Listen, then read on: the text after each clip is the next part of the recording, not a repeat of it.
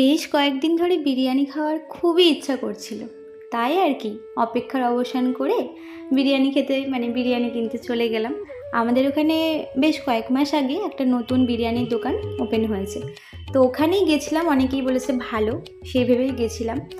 নিলাম এক প্লেট বিরিয়ানি 100 টাকা নিয়েছিল, আর 100 টাকা হিসাবে কোয়ান্টিটিটা বেশ ভালো ছিল। আলুটাও ছিল বেশ বড় আর নরম। তবে গাইজ, যখন আমি বিরিয়ানিটা থালায় ঢেলে মাংসটা দেখছি, আমি জাস্ট অবাক। সেটাও হয় আমার সাথেই ফার্স্ট টাইম এটা হলো। স্ক্যাম বলতে পারো। বিরিয়ানিতে মাংস মাংসতে মাংসই নেই আর কি, শুধু হাড়টা ছিল।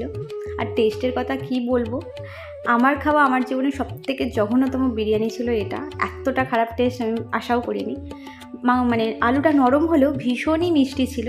যাই হোক, আমি আর দোকানের নামটা মেনশন করলাম না। ওভারঅল আমার এক্সপিরিয়েন্স আর বললাম না, এতটা খারাপ ছিল।